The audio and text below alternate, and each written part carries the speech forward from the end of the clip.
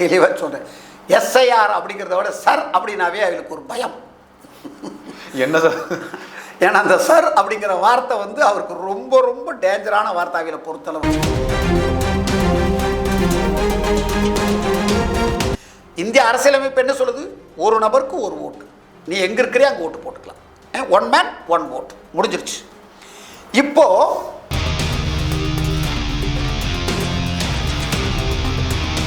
அப்படி இருக்கின்ற பொழுது ஏன் உனக்கு இந்த பயம்?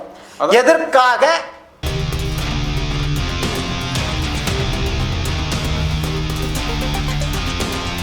அனைவருக்கும் வணக்கம். நம்முடன் இணைந்திருப்பவர் அதிமுக ஆதரவாளர் VN சுப்பிரமணியம் அவர்கள். வணக்கம் சார். செங்கோட்டையன் சொல்றாரு அதிமுகவில் வந்து வாரிசு அரசியல் இருக்கு அப்படின்னு. இதை பத்தி உங்களுடைய இது என்ன சொல்லுங்க? நான் ஒன்று கேட்குறேன். செங்கோட்டையன் சொன்னதை நான் தெளிவாக சொல்கிறேன். நீங்கள் கூட வாரிசு அரசியல் சொல்லிല്ല. சொன்னார் என்னன்னா மகனுடைய இன்ஃப்ளூயன்ஸ் இருக்கு, மைத்துனனுடைய இன்ஃப்ளூயன்ஸ். ஒரு விஷயம், அதாவது வந்து அவர் என்ன சொன்னார் அப்படின்னா, அதாவது பொதுச் செயலாளர் அனைத்து இந்திய அண்ணா திராவிட முன்னேற்றத்தினுடைய பொதுச் செயலாளர் எடப்பாடியார் அவர்கள் திமுக வந்து ஒரு குடும்ப ஆட்சி வாரிசு அரசியல் நடத்திட்டு இருக்கிறாங்க அப்படின்னு வந்து பேசுகிறாரு. ஆனால் இவருடைய மைத்துனர் மற்றும் மகன் மருமகன் வந்து அரசியலில் வந்து உண்மையாலுமே குடும்ப அரசியல் இவர் தான் பண்ணிட்டு இருக்கிறாரு. அதனால மிகப்பெரிய குழப்பங்கள் எல்லாம் ஏற்போச்சு அப்படிங்கிறதா அவருடைய கேள்வி. சொல்லிட்டீங்க, அதுதான் நீங்கள். ஆனால் உண்மையாலுமே சொல்கிறேன், வாரிசு அரசியலுக்கும் ரைட்டா, வாரிசு அரசியல் என்னன்னா, இப்போ கலைஞர் இருந்தார், கலைஞர் தான் இருந்தார். கலைஞர் எத்தனாவது இடத்துல இருந்தார்? நான் ஒன்று நல்லா தெளிவாகவே சொல்லிடுறேன். அறிஞர் அண்ணா இறந்தார். அவர் நேரடியாக வந்து மக்களால் ஓட்டு போட்டு தேர்ந்தெடுக்கப்பட்டவரா? இல்லையே. இறந்த இடத்துல அவர் பதவி பிடிச்சிக்கிட்டார். ரைட்டா? அதுக்கு பின்னாடி கலைஞர் இறந்தார். யாருமே தலைவர்களே இல்லையா இந்த திராவிட முன்னேற்ற கழகத்தில்? தகுதியற்றவர்களா? எல்லாருமே வந்து யூஸ்லெஸ் ஃபெலோஸா? அண்ணா சொன்னார். ஆனா பதவி ஏற்கவா யார் இவரை கூப்பிட்டாரு? 6வது இடத்துல இருந்தா லிஸ்ட் வேணும்னா நாளைக்கே கொடுக்குறேன் உங்களுக்கு. எல்லாத்துக்கும் கீழே இவர் வந்து எப்படி வந்தாருன்னு உலகத்துக்கே தெரிஞ்ச விஷயம். அண்ணாவே எழுதி வச்சுக்காரு. அண்ணா ஆட்சிக்கு வந்ததே நம்மளுடைய புரட்சி தலைவர் பொன்மலை செம்மல் எம்ஜிஆருடைய ஆதரவில் தான் வந்தேன்னு சொல்லி வெளிப்படையாகவே அவர் சொல்லியிருக்கிறார். அவர் இல்லைன்னா இன்னைக்கு வந்து வந்திருக்க முடியாதுன்னு. கலைஞர் வந்துட்டாரா குறுக்கு வழியில்? அதுக்கு பின்னாடி 10 நாள் ஆட்சியிலே இல்லை. எம்ஜிஆர் வந்தார், அவர் தான் ஆட்சியிலே இருந்தார். அதுக்கு பின்னாடி என்ன இருந்தது? சரி, ஸ்டாலின் வந்தார் அரசியலில். ரைட்டா? எப்படி வந்தார்? மு க அழகிரி, கனிமொழி எல்லாருமே பதவியில். அவர் சென்ட்ரல் மினிஸ்டர், இது ஸ்டேட் மினிஸ்டர். தயாநிதி மாறன், கலாநிதி மாறன், ரைட்டா, முரசொலி எல்லாருமே அரசியலில். ரைட்டா? ஆனால் இபிஎஸ் அவர்களுடைய 4.5 வருஷம் இருந்தார். ரைட்டா? யாரையாவது ரைட்டா பதவியில் போட்டாரா? ஏதாச்சும் மினிஸ்டர் இருந்தாங்களா? எம்எல்ஏவாக இருந்தாங்களா? எதுவுமே இல்லையே. சரி, எம்பி எலெக்ஷன் வந்தது, யாரையாவது எம்பி பதவி கொடுத்தாரா? இல்லையே. வாரிசு அரசியல் என்பது என்ன? கருணாநிதி, அதற்கு பின்னாடி மு க ஸ்டாலின், அதற்கு பின்னாடி உதயநிதி ஸ்டாலின், அதுக்கு பின்னாடி இன்பநிதி. ரைட்டா? இது தெளிவாக இருக்குது. சரி, நான் ஒன்று கேட்குறேன், ஒரே ஒரு கேள்வி. உதயநிதி ஸ்டாலினை இப்போ நீ வந்து நாங்கள் வாரிசு அரசியல் பண்ணல அப்படின்னு சொன்னால், உதயநிதி ஸ்டாலினுடைய துணை முதல்வர் பதவியை நாளைக்கு காலையில் நீக்கிட்டு ஒரு ராஜாவையும் மினிஸ்டர் ராஜா இருக்கிறார்ல அவரை ஒரு துணை முதல்வர் ஆக்கு, அல்லது நம்ம அன்பு பாசத்திற்கு முடிய ரைட்டா ரொம்ப அவரே வந்து கட்சியில் வந்து நான் தான் ஜாதி அரசியலே இல்லை இருக்க திருமாவளவன் அவர்கள் நிறைய நாள் அவருக்கு ஆசைப்பட்டு இருக்கிறார். துணை முதல்வராக்கு, அல்லது உங்கள் கட்சியிலே வேற யாராவது ஒருத்தர் துணை முதல்வராக்க வேண்டியதானே? யாருக்குமே தகுதியே இல்லையா? வெக்கம் சூடு சொன்ன கொஞ்சம் கூட கிடையாதா?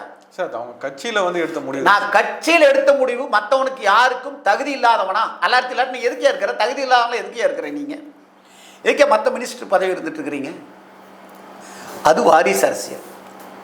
ஆனால் இந்த செங்கோட்டையன் சொல்கிறார்ல, அதாவது வந்து முன்னாள் அமைச்சர், இப்போது அனைத்து இந்திய அண்ணா திராவிட முன்னேற்ற கழகத்தில் இருந்து மிகவும் தெளிவான மனநிலையோட வந்து அவரை வந்து கட்சி விட்டே வெளியில் நீக்கிட்டாங்க. மொத்தமாக அடிப்படை உறுப்பினர் பதவியிலேருந்து நீக்கிட்டாங்க. இதுக்கு முன்னாடி செங்கோட்டையனுக்கு தெரியலையா? அவருடைய மைத்துனர் உள்ளே இருந்தது தெரியலையா? அவருடைய மகன் உள்ளே இருந்தது தெரியலையா? அவருடைய மருமகன் வந்து உள்ள கட்சிக்குள்ளார இருந்துட்டு இருந்தது தெரியலையா? இல்ல சார், அவர் வந்து இவையெல்லாம் என்ன பண்ணிட்டு இருக்கிறாங்க? யாரு இவங்கெல்லாம்? நாளைக்கு எனக்கு எம்எல்ஏ சீட்டு வேணும்னு சொல்லி யாருக்குமே கொடுக்கலையே, எம்பி பதவி வேணும்னு யாருக்குமே கொடுக்கலையே. கூட அப்பனுக்கு மகன் என்ன பண்றாரு? உதவி செய்யறாரு. ஏன் தம்பி அந்த ஃபைல் எடுத்துட்டு வா, கூடமாட வான். என்னைக்காவது ஏதாவது ஒரு மீட்டிங்கில் வந்துட்டு முன்னாடி நின்றுருக்காரா? இல்ல, நான் பார்த்தேன். என்னைக்காவது ஒரு இதுல வந்து முன்னாடி நின்றுருக்கிறாரா? அவர் போட்டோ இன்னும் வெளியே வரல சார். அட வெளியிலே வரட்டுங்க. நின்றுருக்காரா? கிடையாது இல்லை. சரி, அவருடைய மைத்துனர், அவருக்கு எனக்கு தெரியாதோ சின்ன பதவி ஏதோ இருக்கிறார், பதவியில் இருந்துட்டு போறாரு. ஏதாவது வந்து எம்எல்ஏ பதவி கொடுத்தாச்சா? அவர் கொடுத்துருக்கிறாரா? எம்பி பதவி கொடுத்துருக்கிறாரா? அல்லது வேற ஏதாவது வந்து இது பண்ணியிருக்காரா? எது இல்லையே. அதுவும் கிடையாது. மருமகன் சொல்றீங்க, எனக்கு தெரிய ஒன்று சொல்றேன். சின்ன சின்ன விஷயங்களை ஒரு கட்சியை ஒருங்கிணைப்பதற்காக சின்ன சின்ன வேலைகளை செய்து கொண்டிருக்கலாம். ஆனால் என்னைக்காவது அந்த கட்சியை வந்து நிர்வகித்து இவை வந்து இந்த வேலை இவர் தான் எல்லாம் பண்ணுவார் அப்படின்னு சொல்லி ஏதாவது ஒரு ப்ரெஷர், யாராவது இதுவரையிலும் ஏதாவது ஒரு ரிப்போர்ட் என்னைக்காவது வந்திருக்கா? ஒரு பேப்பர் நியூஸ். அடுத்தது என் பையன் இந்த மருமகன் தான் வந்து அடுத்தது வந்து சிஎம் ஆவாரு, இன்னமேல எதா இருந்தாலும் அவரை போய் பாருங்க, இன்னமேல என்னுடைய மருமகனை தான் போய் பார்க்கணும். சபரீசன் எப்படி சொன்னான்? சபரீசன் அப்படிங்கிற பேர் அவர் சொன்னாதான் எல்லாம் நடக்கும். அதிகாரிகள் அங்கே போய் சலாம் அடிச்சுட்டு நிற்கிறாங்களா? அது மாதிரி என்னைக்காவது அந்த 4.5 ஆண்டுகள் நடந்ததா? சரி, இல்லை. அவருடைய மைத்துனர் தான் போய் பார்த்து அவருடைய ஒரு கையெழுத்து வாங்கிட்டு வந்தா தான் எல்லாம் நடக்கும் அப்படின்னு நினைக்க நடந்ததா? இல்லை. மகன் போய் என்னைக்காவது ஏதாவது ஒரு அனைத்து இந்திய அண்ணா திராவிட முன்னேற்ற கழகத்துடைய தொண்டனோ ஒரு பிரஜையோ யாராவது வந்து ஒரு கம்ப்ளைண்ட் பண்ணாங்களா? சரி, இத்தனை நாளா உண்மையான ஒரு நான் அடிக்கடி சொல்லிட்டு இருக்காரு. நான் 1972 கட்சி ஆரம்பிக்கப்பட்ட தேதியிலிருந்து எம்ஜிஆரால் வளர்த்த, எம்ஜிஆருடைய ஆசீர்வாதத்தில் வளர்ந்தேன். எனக்கு அனைத்து இந்திய அண்ணா திராவிட முன்னேற்ற கழகம் தான் என்னுடைய உயிர். நான் வெடிய அழுது கொண்டிருந்தேன் நீக்கப்பட்டேன்னு சொன்னீர்கள். உண்மையாலுமே அத்தனையும் பொய் என்பதற்கு செங்கோட்டனுடைய நடைமுறைகள், அவருடைய செயல்பாடுகளே உதாரணம்னு சொல்லலாம். உண்மையாலுமே ஒருங்கிணைக்க வேணும்னு நினைச்சிருந்தா என்ன தெரியுமா பண்ணியிருக்கணும்? டிக்ளேர். முதல்ல நான் இப்போ சொல்றேன், 30/8/2025 அன்னைக்கு நடந்த மாவட்ட செயலாளருடைய கூட்டத்தில், மாவட்ட செயலாளர்களுடைய கூட்டம் நடந்ததுங்க. அப்பவே என்ன தெரியுமா சொல்லும், எழுந்து உண்மையான திராணி இருக்கக்கூடிய ஒரு நல்ல உயர்ந்த நோக்கம் இருக்கக்கூடிய ஒரு அமைச்சராக, முன்னாள் அமைச்சராக இருந்திருந்தா என்ன தெரியுமா சொல்லியிருக்கணும்? நான் என்னுடைய கருத்தை பதிவிடுகிறேன். என்னுடைய கருத்து என்னவென்றால், நாம வந்து இந்த முறை ஓபிஎஸ், டிடிவி தினகரன், சசிகலா அவர்களை அனைவரும் நம்மளோட அது மட்டும் இல்லை, மற்ற நம்ம கட்சியிலிருந்து வெளியே சென்றவர்களை ஒருங்கிணைத்து ஒரு கட்டுக்கோப்பான ஒரு நிலை உருவாக்க வேண்டும் என்று என்னுடைய கருத்தை தெரிவிக்கிறேன் அப்படின்னு சொல்லிட்டு ஒன்று மேடை ஏறி பேசியிருக்கணும், கருத்துக்களை சொல்லியிருக்கணும். அல்லது ஒரு மனுவை எழுதி பொதுச் செயலாளருக்கும் இந்த கட்சியில் இருக்கக்கூடிய மேல் மட்டத்தில் இருக்கக்கூடிய ஒரு குறிப்பிட்ட 5 நபர்களோ 6 நபர்களோ எத்தனை பேரோ அவங்களுக்கு தெரியும், அவங்களுக்கு எல்லாருக்கும் ஒரு விண்ணப்பம், ஒரு மனுவை கொடுத்துட்டு என்னுடைய கருத்து உங்களுடைய பதிவு என்னுடைய கருத்தாக சொல்கிறேன் அப்படின்னு நம்ம சொல்லியிருக்கலாம். சொன்னாரா? இல்லை. 5ஆம் தேதி டிக்ளேர் பண்றார். எந்த அடிப்படையில் பண்றேன்? உண்மையாலுமே வேண்டாம், ஒரு கட்சி கட்டுப்பாடு வேண்டாம். சரி, நான் வெளிப்படையா சொல்றேன், நீங்க போய் சீதாராமன், நிர்மலா சீதாராமன் அவர்களை அமித்ஷா மோடி அவர்களையும் சந்தித்து உன்னுடைய கட்சி பிரச்சனை பற்றி பேசுறீங்க. யார் பொதுச் செயலாளர்? இந்த கட்சியை நிர்வகிப்பது யார்? அனைத்து இந்திய அண்ணா திராவிட முன்னேற்ற கழகமா? இப்போ வந்து ஏற்கனவே திராவிட முன்னேற்ற கழக அரசு வந்து என்ன சொல்லிட்டு இருக்கிறாங்க, பிஜேபிட்ட அடிமையாயிட்டான்னு சொல்றாங்க. ரைட்டா? இதை செய்தது என்னைக்காவது எடப்பாடியார் அப்படி செய்திருக்கிறாரா? அவர் வந்து கூட்டணி பற்றி பேசுகின்றார், கட்சியினுடைய விரிவாக்கத்தை பற்றி. அப்படி எப்படி வந்து அடுத்தது வந்து 2020 ஜெயிப்பது என்பது சம்பந்தம் பிஜேபியோட டிஸ்கஸ் பண்றாரு. ஆனா நீங்க என்ன பண்ணியிருக்கிறீங்க, எல்லாரும் மக்கள் பேசக்கூடிய வகையில் பிஜேபி கிட்ட போய் வந்து நீங்க போய் வந்து பொதுச் செயலாளரை வந்து இப்படி வந்து ஒருங்கிணைக்கிறது பற்றி அங்க பேசி இருக்கிறீங்க. தவறான கருத்தல்ல, நீங்க வந்து உயர்ந்த தலைவரா? சரி, யார் உங்களுக்கு அம்மா எப்போ பதவி விட்டு உங்களுக்கு வந்து மினிஸ்டர் பதவி பிடுங்கினாங்க? பிடிங்க 2014 பிடுங்கிட்டாங்களே, பதவி இல்லாதான் இருந்தீங்க. ரைட்டா? என்ன காரணத்தினால பிடுங்கினாங்க? என்ன காரணத்தினால பிடுங்கினாங்க அப்படிங்கிறது வந்து எல்லாத்துக்கும் தெரியல. தவறான உங்க மேல இருந்தது தவறான நடவடிக்கை, உங்க மேல தவறான யாருக்கு உலகம் அறிந்த விஷயம் எல்லாம் பேசிட்டு இருக்கிறது. நான் வந்து எழுத்துப்பூர்வமாக நான் பார்க்கல. பத்திரிக்கையில் எழுதியிருக்கிறாங்க அப்படின்னு இல்லை. மனைவியும் மகனும் செய்து கொண்டு போய் அம்மாட்ட கொடுத்த கம்ப்ளைண்ட்னால வந்து உங்களை வந்து பதவி விட்டு எடுத்துட்டாங்கன்னு பேசுகிறாங்க. அது என்ன கம்ப்ளைண்ட்டுங்கிறது நான் ஒரு பெரிய மனிதர், அவர் மரியாதைக்குரியவர், நான் அதை சொல்ல விரும்பல, அதை நீங்களே ஊகித்துக் கொள்ளுங்கள். என்ன காரணத்தினால பதவி விட்டு எடுத்தாங்க? சரி, எம்எல்ஏ பதவியில் மட்டும்தான் இருந்தீங்க. அம்மா வந்து இறக்கின்ற வரையில் ஏதாவது உங்களுக்கு பக்கம் திரும்பி பார்த்தாங்களா? ஏன் திரும்பி பார்க்கல? ஒன்று. சரி, இன்னைக்கு ஒருங்கிணைக்கிறேன் அப்படி நாங்கள் போயிட்டீங்க. இப்போ ஒருங்கிணைக்கிறேன்னு சொல்லி எப்படி போனீங்க? நீங்கள் நல்லா கேட்டுக்குங்க. நீ என்ன பண்ணியிருக்கணும்? அவங்க வந்து மதியாருக்குரிய அவங்க வைத்தியலிங்கம், ஆர்பி உதயகுமார், அவங்க வந்து திண்டுக்கல் சீனிவாசன், மதிப்புக்குரிய திண்டுக்கல் சீனிவாசன் அவர்கள், ஆர்பி உதயகுமார் அவர்கள் மற்றும் வந்து அங்கே இருக்கக்கூடிய வந்து எல்லாருமே, அதாவது வந்து அங்கே இருந்தாங்க, கட்சியில் இருக்கக்கூடிய தலைவர்களாக இருந்தாங்க. ஏன் அவகிட்ட ஃபோன் பண்ணிவிட்டு நானும் வந்து இது கலந்துக்கிறேன் அப்படின்னு போயிருக்கலாமே? இல்லை, போயிருக்கலாம் இல்லை, போகலை. ஆனால் ஓபிஎஸ்ஓட போய் ஒரே காரில் போயிருக்கிறீங்க. போனது மட்டும் கூட நான் வந்து தவறுன்னு கூட சொல்ல மாட்டேன். யாருமே குறிப்பிடாத ஒரு விஷயத்தை சொல்கிறேன். அங்கே யார் பேட்டி கொடுத்தது? அமமுகனுடைய பொதுச் செயலாளர் மிஸ்டர் டிடிவி தினகரன் பேட்டி கொடுக்குறார். பேட்டியில் என்ன சொல்கிறாரு? ஓரணியில் நாங்கள்லாம் ஒன்றாக பயணிக்க வேண்டும் என்று, எங்களுடன் சேர்ந்து பயணிக்க வேண்டும் என்று அவரோட சேர்ந்துட்டாங்களா? அண்ணன் செங்கோட்டையன் அவர்கள் வந்துட்டாரு அப்படிங்கிறார். நான் ஒன்று கேட்குறேன், இவர் என்ன சொல்கிறாரு? நான் அனைவரையும் ஒன்று சேர்ப்பதற்காகத்தான் சென்றேன் அப்படிங்கிறார். ஆனால் எங்களுடன் அணியில் சேர்ந்து கொண்டு அப்படின்னு சொல்லிட்டு, எங்களுடைய முக்கிய நோக்கம் எடப்பாடியார் அவர்களை எதிர்த்து நாங்கள் ஒன்றுபட்ட திமுக, அனைத்து இந்திய அண்ணா திராவிட முன்னேற்ற கழகத்தை உருவாக்குவோம் அப்படின்னு தான் அவருடைய கருத்து. என்ன சொல்றாரு? அதாவது எடப்பாடியார் இல்லாத அப்படிங்கிற வார்த்தையை சொல்லியிருக்கிறார். எல்லா பத்திரிகையிலும் வந்திருக்குது. அப்படின்னா நான் ஒருங்கிணைப்பதற்காகத்தான் தேவருடைய திருநாளில் நான் போனோன்னு சொன்னால் அது எவ்வளோ பெரிய அப்பட்டமான பொய், மக்களை ஏமாற்றக்கூடிய பொய்.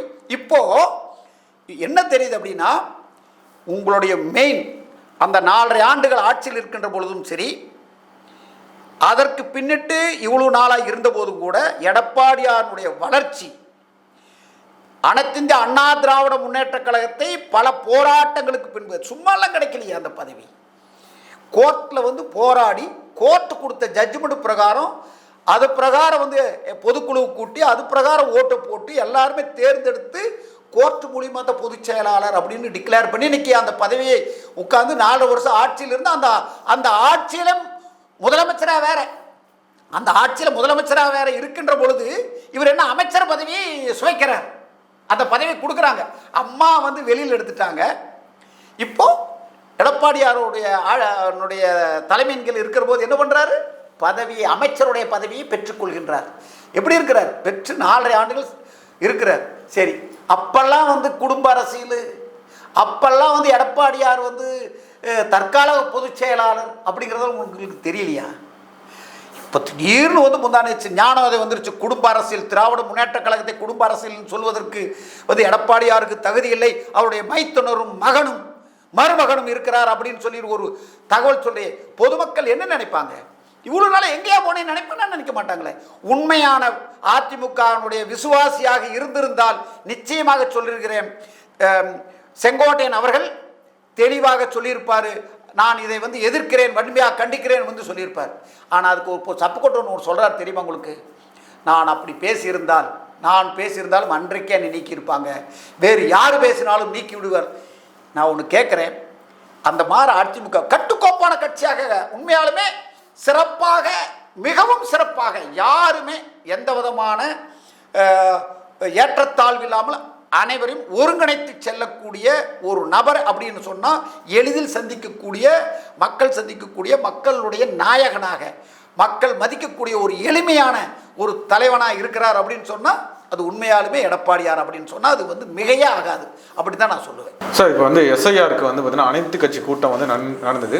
இதில் வந்து பார்த்தீங்கன்னா அதிமுக வந்து போல, இதுக்கு என்ன சொல்கிறாங்கன்னா, அவங்க வந்து பாஜக கூட கூட்டணியில் இருக்கிறதுனால தான் அவங்க வந்து கலந்துக்கல, இல்லைன்னா கலந்துப்பாங்க, அதை எதிர்க்கவும் செய்வாங்கன்னு சொன்னாங்க. நான் ஒரே ஒரு விஷயத்த சொல்கிறேன், தெளிவாக சொல்கிறேன்.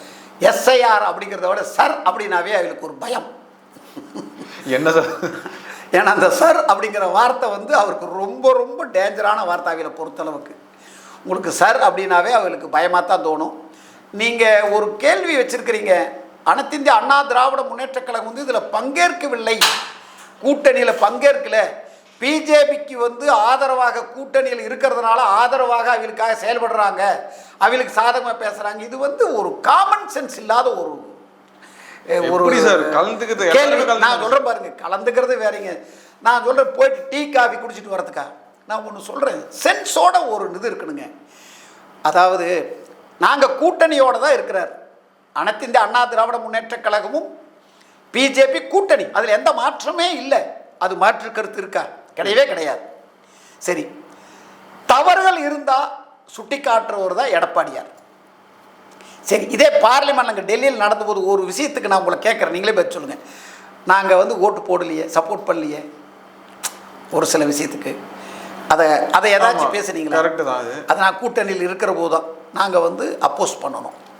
நான் இதில் கேட்குறேன், இதில் என்ன விஷயம்னா, ஒரு சாதாரண நான் ஒரு வழக்கறிஞர், உச்சநீதிமன்றத்தினுடைய வழக்கறிஞர் அப்படிங்கிறத வந்து மறந்துட்டு ஒரு சாதாரண நபர்கிட்ட போய் கேட்டிங்கன்னா கூட, ஆனால் அவனுக்கு அந்த சர்னாவே புரியாது. இன்னும் மக்கள் இந்த சர்ன்னு பேசிட்டு இருக்கிறனால மக்கள் எந்த சர்ன்னு நினைக்கிறாங்கன்னா அந்த அண்ணா யூனிவர்சிட்டி சர்ரை தான் தமிழக மக்கள் நினச்சிட்டு இருக்கிறாங்க.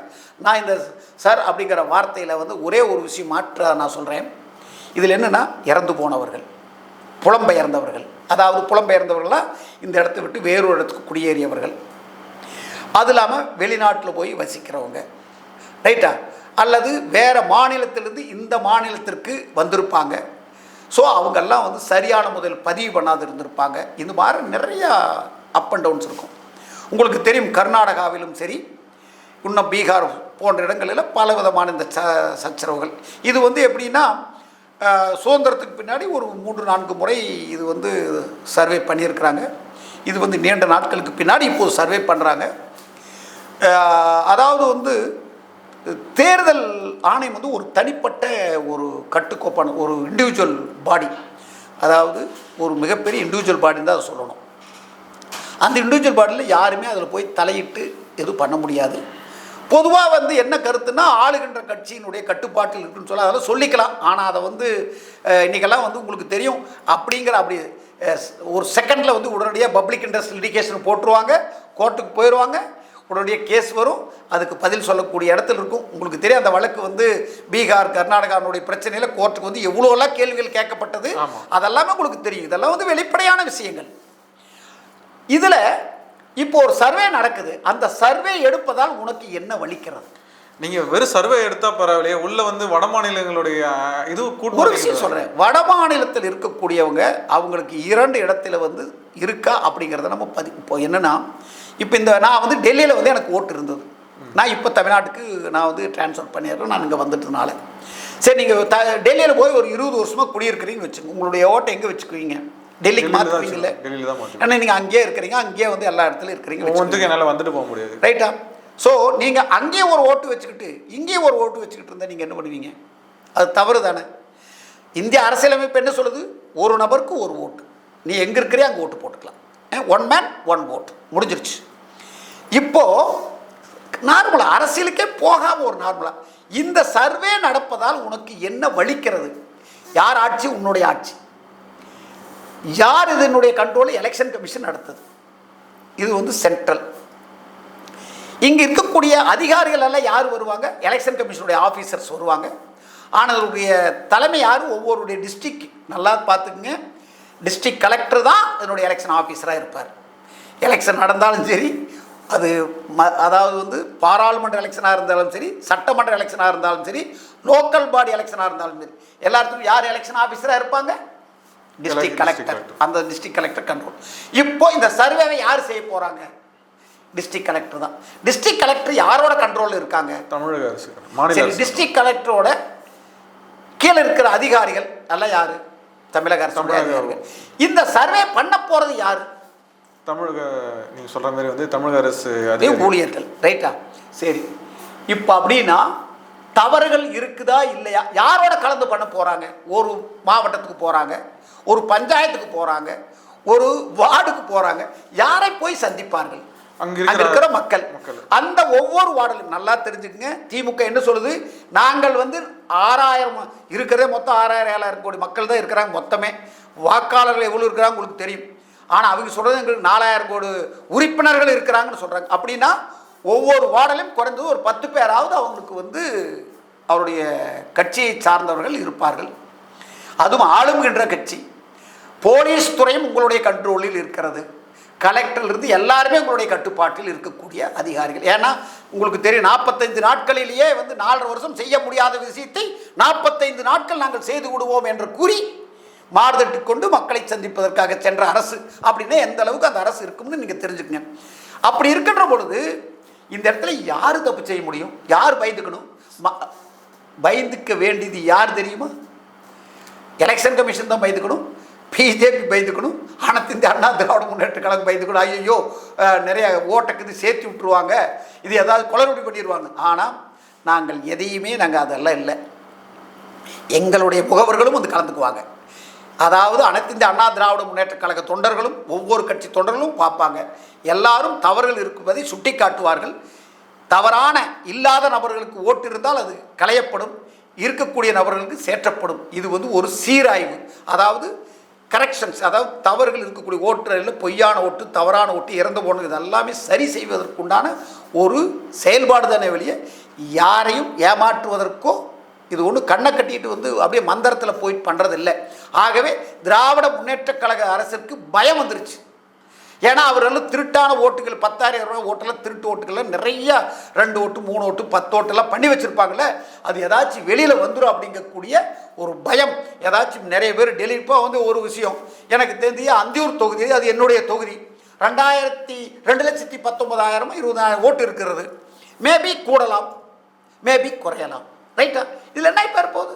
எவ்வளோ பேர் இருக்கிறாங்களா அதுதானே. இல்லை சார், அவங்க என்ன அது மட்டும் இல்லை, இந்த ஓட்டை என்ன பண்ணுவாங்க கடைசியாக வந்து பப்ளிஷ் பண்ணுவாங்களே இல்லையா, அப்போ வந்து அதை வெரிஃபை பண்ணலாமே.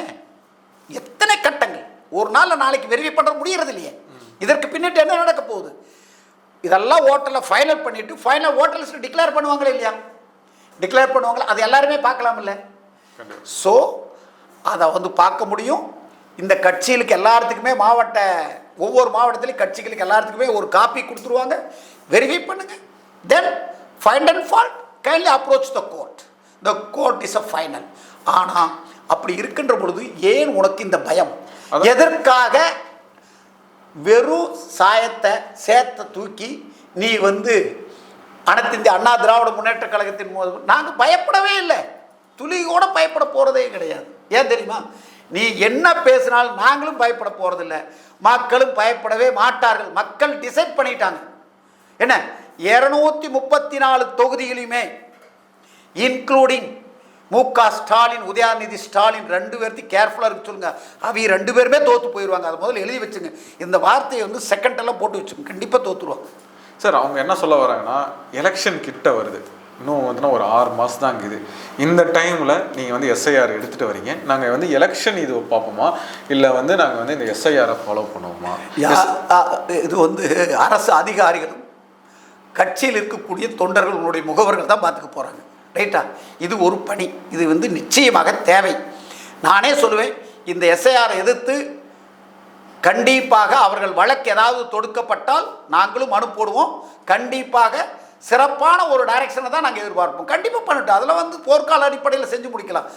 எலெக்ஷன் வந்து என்ன மே மாதம் தானே, அப்போ தானே வரப்போகுது. இன்னும் எவ்வளோ நாள் இருக்கிறது? இல்லை சார், இப்போ வந்து கூட யார் இப்போ எலெக்ஷன் டியூட்டி பர்சன் போகிறாங்கன்னா கூட வந்து எங்கள் கட்சி ஆளுங்க தான் போவாங்க. எங்கள் கட்சி ஆளுங்க வந்து என்னுடைய கட்சியோடைய வேலையை பார்ப்பாங்களா, இல்லை வந்து நான் கூட வந்து என்னங்க ஒரு ஆளுகின்ற கட்சி போலீஸே கட்சிக்காக வேலை செஞ்சுட்டு இருக்குது. ரெண்டே தமிழ்நாடே அரசு அதிகாரிகளே நீ கட்சிக்காக தானே. நான் ஒன்று கேட்குறேன், உங்களுக்கு நீங்கள் கேட்குறதுனால பதில் சொல்கிறேன். நான் உண்மையாலுமே நீங்களே கேள்வி கேட்டேன், நீ என்னுடைய வாயை பிடுங்குறீங்க நீங்கள். நான் ஒன்று கேட்குறேன், ஒரு கலெக்டர் வீடு வீடாக போயிட்டுருக்கிறாரு. 4.5 வருஷமாக அந்த கலெக்டர் போகவே இல்லை. டிஆர்ஓ, தாசில்தார் எல்லாரும் ஒவ்வொரு வீட்டுக்கு போய் ஐயா ஐயான்னு பிச்சை எடுக்கிற மாதிரி எந்த அளவுக்கு ஆக்கி வச்சுருக்கிறீங்க. நான் உனக்கு கேட்குறேன், சத்தியம் இது அரசாங்கம் நடக்குதா? உண்மையாலுமே வெக்கமாக இருக்குது. எல்லாம் நிறைய கேள்வி கேட்காதீங்க. நான் உண்மையாலுமே எல்லாமே வெளிப்படையே சொல்லக்கூடிய ஆள். அதாவது ஒரு அரசு அதிகாரி கலெக்டருக்காவது ஒரு வெக்கமான சூடு. நான் உண்மையாலுமே எல்லாத்தையுமே கேட்குறேன். ஒரு படித்த கலெக்டரு எல்லாரும் போயிட்டு இத்தனை நாளாக இருக்கக்கூடிய விஷயத்தை மக்கள் கேட்குறான்னு வச்சுக்கோங்க. நீங்கள் போங்க, ஏயா இத்தனை நாளாக எங்கேயா போனீங்க அப்படின்னு ஒருத்தர் கேட்குறான். அதுக்கு என்ன பதில் சொல்லுவீங்க? நீங்கள் தான் கலெக்டர், ரைட்டு, என் வீட்டுக்கு வரீங்க, நான் உங்களை பார்த்து கேட்குறேன், சார் போன வாரம் வரல நான் வந்து தாலுக்கா ஆஃபீஸில் உட்காந்துருந்தேன் சார், எங்கள் பொண்ணோட பர்த் சர்டிஃபிகேட்டுக்கு நாளைக்கு வா நாளானைக்கு வான்னு சொல்லிட்டு எல்லாருமே பணம் கொடுக்குறதுலே குறிக்கோளாக இருந்தீங்களே சார், என்ன சார் திடீர்னு உங்களுக்கு கரிசனை வந்துருச்சுன்னு அப்படின்னு கேட்டால் what is your answer? That is a situation இன் தமிழ்நாடு. எவ்வளோ கரப்ஷன் தெரியுமா? மக்கள் அலறாங்க. இன்னைக்கு ஆன்லைன் ஆகிப்போச்சு.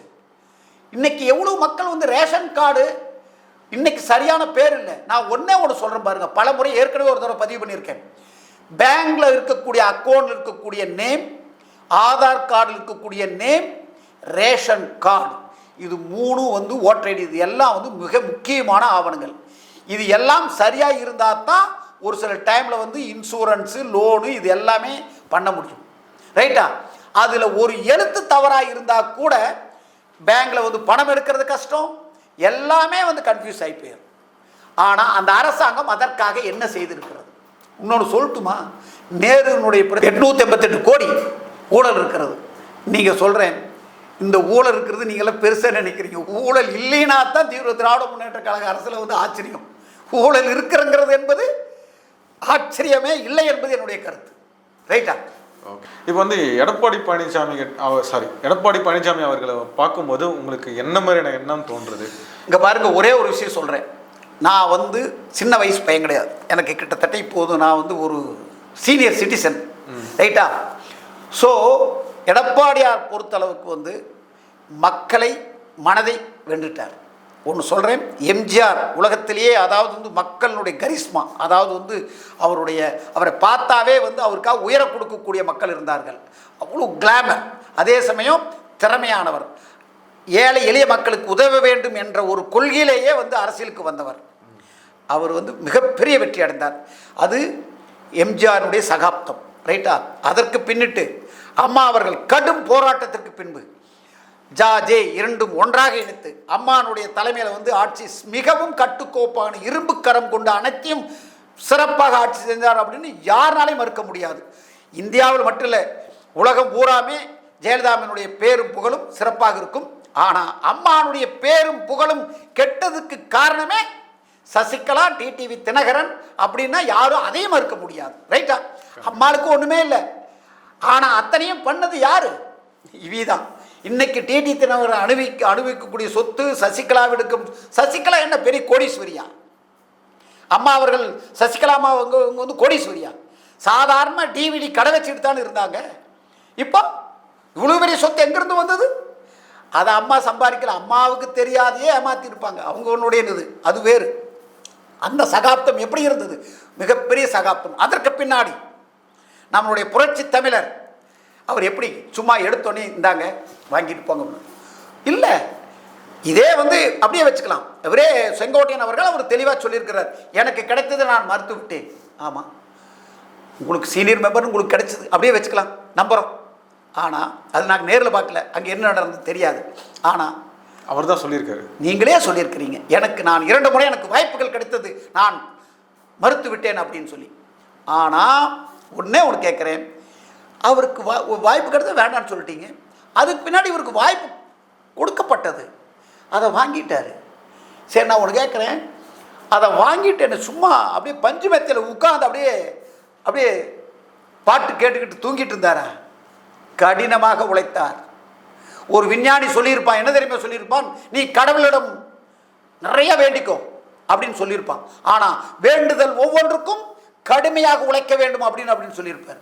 அது மாதிரி கட்சியினுடைய பொறுப்பை என்னைக்கு ஏற்றாரோ, கோர்ட் இரவு பகலாக தூக்கமின்றி தொண்டர்கள் அனைவரையும் ஒருங்கிணைத்து இன்னைக்கு தமிழகத்தில் பூராமே தமிழகத்தில் பூராமே ஒருங்கிணைக்கப்பட்டு ஒரு சிறப்பான ஒரு கட்டுக்கோப்பான கட்சியை வழிநடத்திட்டு வர்றாருன்னா இன்னைக்கு எடப்பாடியார் தான்.